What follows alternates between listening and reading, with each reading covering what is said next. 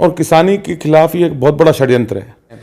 उन मंडियों को खत्म कर दिया जाएगा। मंडियां खत्म हो जाएंगी देश के अंदर, किसान फसल कहां बेचेगा? भयंकर रूप से किसानी प्रभावित होगी। से आंदोलन को हम सिरे पर ले जाएंगे और इन अध्यादेशों को भी वापस करवाएंगे और हम सरकार को हमारी जो मूलभूत मांगे हैं उन पर भी हम सरकार से सहमति करवाएंगे और उनको लागू सरकार को करना ही पड़ेगा। पूरे देश का किसान जाग चुका है। हरियाणा पंजाब में किसान सड़कों पर है। पूरे देश के अंदर आने वाले समय में किसान सड़कों पर होगा और मोदी जी को झुकना पड़ेगा और इस देश को किसान और इस देश के किसान को और किसानी को किसी भी हालत में हम मिटने नहीं देंगे। सब बेरोजगार हो जाएंगे। जो छोटे व्यापारी हैं उनके हालात खराब हो जाएंगे। यार, किसानों के ऊपर इतना बड़ा कुठारघात। मोदी जी ने अपने कारपोरेट मित्रों को फायदा पहुंचाने के लिए इसकी जो लिमिट थी, लिमिट सीमा खत्म कर दी। अब वो संगठन जो मीटिंग हुई थी उसमें 22 थे, अब वो 50 से ऊपर हो चुके हैं। जब कालाबाजारी से रोक ही हट गई और कोई भी व्यक्ति कितना भी स्टॉक कर सकता है, कोई कंपनी कोई फर्म अनलिमिटेड, तो फिर बाकी क्या रह गया? बड़ी बड़ी कंपनियां आएंगी, किसानों को गुमराह किया जाएगा।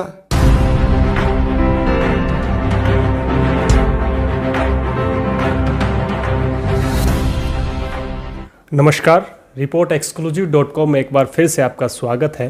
किसानों के लिए लगातार जो है हम मुहिम चलाते रहे हैं, चाहे कोई भी बात हो किसानों की। आज 3 अध्यादेश को लेकर हमारे साथ चर्चा पर हैं डॉक्टर सौरभ राठौड़, जो कांग्रेस से वरिष्ठ नेता है।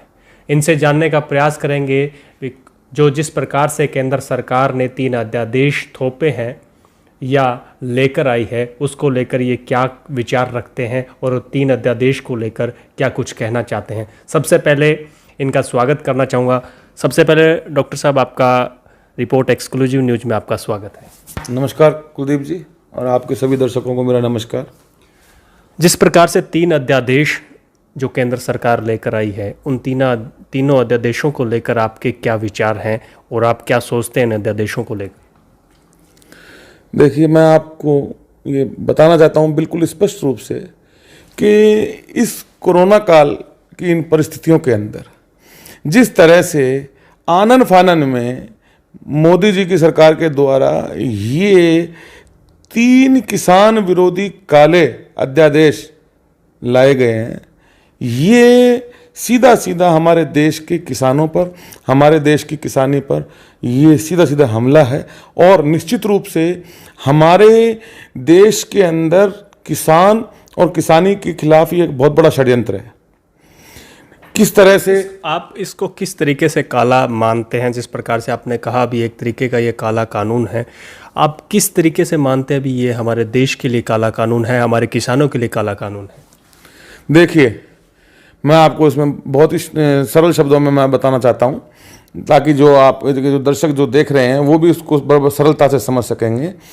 देखिए कि इन तीनों काले कानूनों में सबसे पहले तो ये APMC एक्ट, मतलब जो बड़े सरल भाषा में जो हमारी मंडियां हैं, जिन मंडी में हमारी फसलें जाती हैं, हमारे किसान साथी फसलें बेचते हैं, हम फसलें बेचते हैं, उन मंडियों को ख़त्म कर दिया जाएगा। उसके बाद में हमारी फसल स्थिति ये हो जाएगी कि आज मंडियां खत्म हो जाएंगी देश के अंदर, किसान फसल कहाँ बेचेगा? फिर बड़ी बड़ी कंपनियां आएंगी, वो मनमाने भावों से, मनमानी कीमत से वो हमारी फसलें खरीदेंगी। तो ये कितना बड़ा कुठारघात होगा। आज स्थिति ये है कि आज जो हमारा जो समर्थन मूल्य है, न्यूनतम समर्थन मूल्य आज हमारे राजस्थान, हरियाणा, पंजाब सभी स्टेटों के अंदर जो है वो दिया जा रहा है, लेकिन उसके बावजूद किसान के हालात कितने ख़राब हैं, आपसे किसी से छिपा हुआ नहीं है। और जब ये मंडियां जब ख़त्म हो जाएंगी तो आप ये देखिए कि सीधा सीधा कितनी भयंकर रूप से किसानी प्रभावित होगी। फिर इन मंडियों के अंदर जो लोग काम कर रहे हैं वो सब बेरोजगार हो जाएंगे।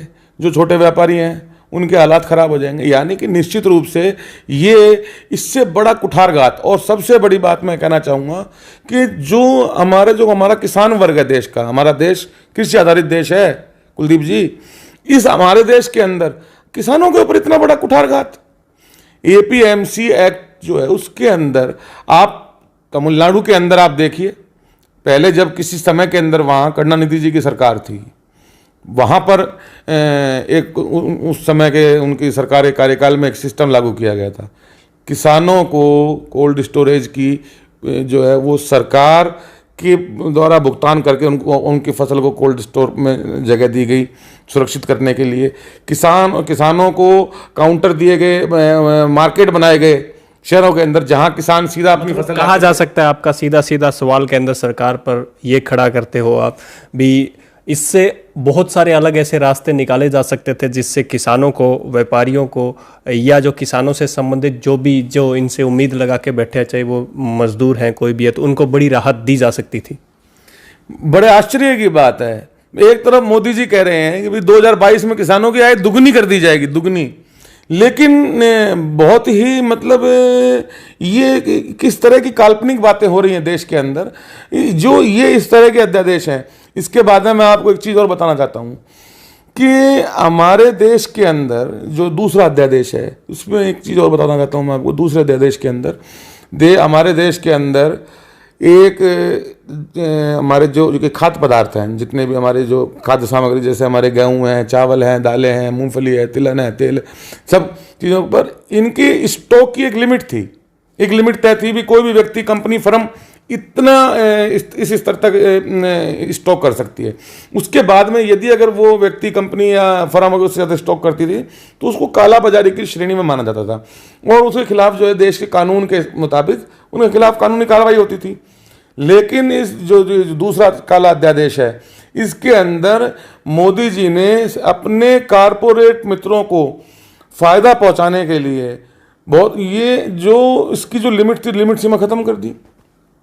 आप ये देखिए, आज साफ तौर पे कहा जा सकता है जिस प्रकार से लिमिट सीमा खत्म की गई है तो इससे कालाबाजारी बढ़ेगी और सबसे ज़्यादा इसका नुकसान जो है सीधा किसान पे या फिर आम लोगों पर पड़ने वाला है। बिल्कुल बिल्कुल, इसमें कोई संदेह नहीं है कि आज जब स्थिति ये है कि जब कालाबाजारी पर रोक लगी हुई थी तो इतने बड़े स्तर पर कालाबाजारी जो है वो चल रही है पिछले काफ़ी टाइम से। तो जब कालाबाजारी से रोक ही हट गई और कोई भी व्यक्ति कितना भी स्टॉक कर सकता है, कोई कंपनी, कोई फर्म, अनलिमिटेड, तो फिर बाकी क्या रह गया? तो फिर आप देखिए ना भी जो बड़े बड़े जो कारपोरेट्स हैं वो किसान की फसल को बहुत औने पौने दामों पर खरीदेंगे और उसके बाद में अपने मन माफिक दामों पर उन किसान की फसलों को बेचा जाएगा। 2 अध्यादेशों के बारे में आपने बड़े सरल शब्दों में बताया है। तीसरे अध्यादेश को लेकर आप क्या सोचते हैं और तीसरे अध्यादेश को भी सरलता से समझाने का प्रयास करें। तीसरा है उसको, मतलब तीसरा अध्यादेश जो है वो ये है, कॉन्ट्रैक्ट फार्मिंग। बड़ी बड़ी कंपनियां आएंगी, किसानों को गुमराह किया जाएगा, किसानों को इस तरह के एग्रीमेंट्स तैयार करे जाएंगे जिनकी लैंग्वेज अंग्रेजी में रखी जाएगी, या चलिए वो लैंग्वेज वो तो अलग इशू है, उसके अंदर शब्दों के मायाजाल में फंसा करके और किसानों की ज़मीनों को वो कंपनियां जो है वो अपने साथ में किसान के साथ वो टाई अप करेंगी। उसके बाद में फिर किसान उनकी मनमर्जी से वही किसान को बीज देंगी, वही किसान को खाद देंगी और उनके मनमर्जी से किसान फसल बीजेगा। उसके बाद में जब फसल तैयार हो जाएगी तो कंपनियां इस तरह का बहाना करके कि भाई आप कुछ समय रुकिए, आपकी फसल को खरीदेंगे, उस किसान की उस फसल को षड्यंत्र के तहत कमज़ोर कर दिया जाएगा, खराब करवा दिया जाएगा, ऐसा प्रयास किया जाएगा और उसके बाद में कह दिया जाएगा कि आपकी फसल तो खराब है, इसके आपको उचित रेट नहीं मिलेंगे। उसके अंदर भी अगर कल को कोई भी रिकवरी होगी तो मतलब किसान, आप ये देखोगे कि मतलब उस किसान की किसी भी समस्या का निस्तारण जो है वो एसडीएम कोर्ट्स और जिला कलेक्टर्स के पास होगा। इसके अंदर हम भारतीय हैं, हमारे संविधान के अंदर प्रत्येक भारतीय को न्यायालय में जाने का अधिकार है। कहीं ना कहीं वो भी उन अधिकार पर भी कुठारघात करने का प्रयास किया जा रहा है कि किसान जो है उनके सब किसान और कंपनी के बीच में जो है अगर कोई विवाद होगा तो उस स्थिति के अंदर एसडीएम कोर्ट्स, जिला कलेक्टर्स की कोर्ट्स में जा सकेंगे, ना कि जुडिशरी में। ये भी बहुत बड़ा सीधे तौर पे कहा जा सकता है जिसकी सत्ता होगी, जिसकी सरकार होगी, उसके फेवर में कलेक्टर और एसडीएम रहेंगे और उसके फेवर में कंपनियां फ़ायदे लेते आई है सरकार के साथ में गठबंधन कर। तो आपको लगता है कि जिस प्रकार से ये 3 अध्यादेश लाए गए हैं, इन 3 अध्यादेशों का क्या तोड़ हो सकता था, या इन 3 अध्यादेशों को लाना इतना क्यों ज़रूरी केंद्र सरकार के लिए हो गया? क्या इसके बारे में आप कोई विचार रखते हैं? बहुत ही बढ़िया सवाल पूछा आपने, बहुत ही सटीक सवाल। और मैं कहूँगा कि भी आपका जो पत्रकारिता का अनुभव है, उस अनुभव का आपने पूरा सदुपयोग करते हुए एकदम सटीक सवाल पूछा है। देखिए, ये मैंने जब बात अपनी शुरू हुई थी तो मैंने आपको बताया कि ये देश के किसान और किसानी को ख़त्म करने के लिए एक बहुत बड़ी कॉन्स्पिरेंसी है। कॉन्स्पिरेंसी इस तरीके से है, चित भी हमारी और पट भी हमारी।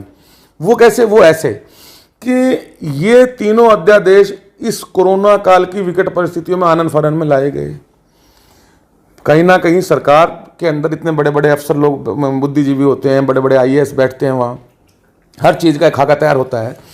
तो उन्होंने बहुत ही सही तरीके से ये, उनको भी इस बात का कहीं ना कहीं अंदाजा बिल्कुल था कि इस तरह के अध्यादेश जब आएंगे, जब धरातल पर आएंगे तो निश्चित रूप से जो किसान प्रतिनिधि हैं वो इसका विरोध करेंगे, जो वास्तविक किसान प्रतिनिधि हैं वो इसका विरोध करेंगे। तो उन्होंने बहुत ही सोची समझी रणनीति के तहत उनके द्वारा ये अध्यादेश लाए गए हैं कि यदि अगर बड़ा मूवमेंट, एक एज ए टेस्टिंग कह सकते हैं हम, मतलब ये टेस्टिंग जो है वो मोदी जी के द्वारा एक करने के लिए, अगर बड़े मूवमेंट, अगर बड़े स्तर पर देश का किसान अगर खड़ा हो गया तो अध्यादेशों को वापस ले लेंगे। बिल्कुल वो स्थिति है जो आज किसान पिछले लगातार 15 सालों से लगभग, और मैं कहूँगा भी पिछले 7-8 सालों से तो बिल्कुल किसान के हालात बड़े विकट हो गए हैं। उन विकट हालातों के अंदर किसान जो लड़ाई लड़ रहा है वो स्वामीनाथन आयोग की रिपोर्ट देश के किसानों के हित में लागू हो, किसानों की संपूर्ण कर्जा मुक्ति हो और किसान को उसकी फसल के पूरे भाव मिलें। ये इन मुख्य मांगों पर पूरे देश के अंदर एक किसान क्रांति पिछले 6-7 सालों से चल रही है। कहीं ना कहीं केंद्र सरकार को भी इस सब के बारे में मालूम है। तो सरकार को किसान प्रतिनिधियों और किसानों को एक भटकाने का एक प्रयास, यदि आज वो स्थिति है कि जैसे कि किसी एक नौकर के पास में, जैसे एक उसका मालिक उसको रोटी दे देता है कि ले भी रोटी, उसने रोटी ले ली और फिर उसके बाद में वो सब्जी की मांग करता है कि मालिक सब्जी दो, तो वो मालिक उससे वो रोटी और छीन लेता है और उसको धक्का देके गेट के बाहर बिठा देता है। तब वो नौकर सोचता है कि काश मेरे को रोटी मिल जाए तो मैं पेट तो भर लूं। तो ये वो स्थिति हो गई है। और होता क्या है, अब ये वो स्थिति ऐसे हो गई है कि जो किसान पिछले लगातार लंबे समय से 7-8 सालों से जिसकी बड़ी स्थिति खराब हो गई है और निरंतर जो है बगावती तेवर जो है वो किसानों के होते जा रहे हैं, मरता क्या ना करता की स्थिति में, तो उसमें कहीं ना कहीं केंद्र सरकार को ये लग रहा है कि स्वामीनाथन आयोग की रिपोर्ट लागू करनी पड़ेगी, जो कि किसान जो है पूरे प्रदेश भर में आंदोलन की तैयारी में है। तो जिस प्रकार से किसान आंदोलन की तैयारी कर रहे हैं, तो आपकी किस प्रकार की तैयारियां हैं तीनों अध्यादेशों को लेकर किसानों के साथ? देखिए, सबसे पहले तो आंदोलन जो है ये किसान का आंदोलन है। इसके अंदर हम ये बार बार हम हमारे सभी किसान साथियों से अपील कर रहे हैं कि हम हमारी राजनीतिक विचारधाराओं से परे हट होकर के, ऊपर उठ करके किसानी को बचाने के लिए, किसान हित में हमारे को लड़ाई लड़नी है।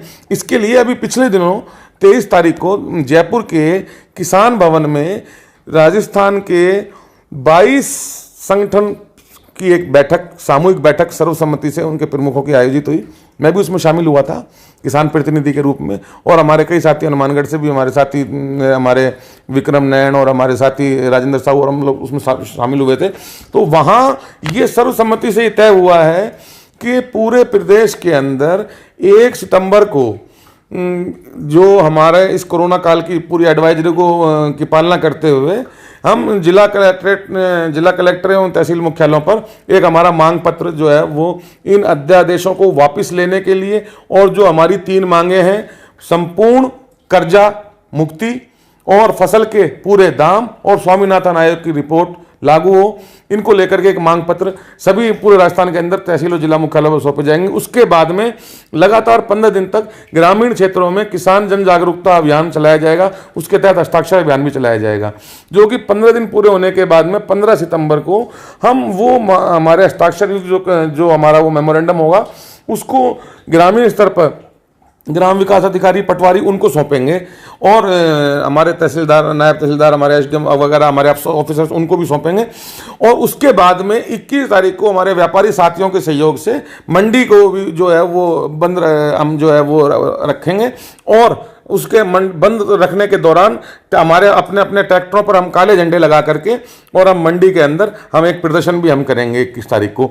उस अगर फिर भी मोदी जी की सरकार नहीं जागी और इन अध्यादेशों को वापस नहीं लिया और किसानों की संपूर्ण कर्जा मुक्ति, फसल के पूरे दाम और स्वामीनाथन आयोग की रिपोर्ट को लागू नहीं किया, तो निश्चित रूप से हम 21 तारीख के बाद में पुनः पूरे राजस्थान के, अब वो संगठन जो मीटिंग हुई थी उसमें 22 थे, अब वो 50 से ऊपर हो चुके हैं, एक पुनः मीटिंग करेंगे और मीटिंग करने के बाद में आगे की रणनीति तेज करेंगे। निश्चित रूप से आंदोलन को हम सिरे पर ले जाएंगे और इन अध्यादेशों को भी वापस करवाएंगे और हम सरकार को हमारी जो मूलभूत मांगे हैं उन पर भी हम सरकार से सहमति करवाएंगे और उनको लागू सरकार को करना ही पड़ेगा।